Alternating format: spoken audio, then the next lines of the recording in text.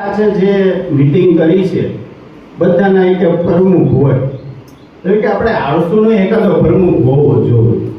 પછી એને કીધું કે ચાલો ભાઈ આપણે આ બધા ભેગા થયા છીએ તો એમાંથી આળસુના પ્રમુખ કોને બનવું છે, જેને કે આળસુના પ્રમુખ બનવું હોય એ ઉછી આંગળી કરે એટલે બધાએ ઉછી આંગળી કરી.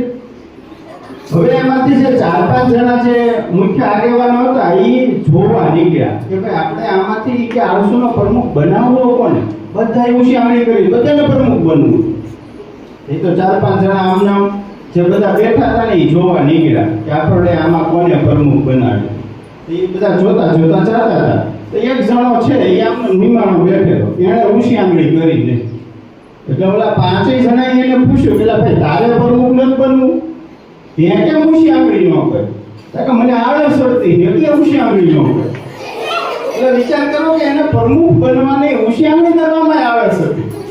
પછી એ બધાએ એને પ્રમુખ બનાવ્યો કે ભાઈ આ કેટલો આળસુ હશે કે જેને ઊંચી આંગળી કરવામાં જે આળસ ચડતી હોય પછી એને પ્રમુખ બનાવવામાં આવે. અને આપણે એક સરસ મજાનો વિચાર છે કે આળસ એ જીવતા માણસની કબર છે. એટલે આપણા જીવનમાંથી આળસ કાઢવાની છે. જીવનમાં જો તમારે આગળ વધવું હોય તો તમે તમારા જીવનમાંથી આળસ દૂર કરશો તો તમે જીવનમાં આગળ વધી શકશો.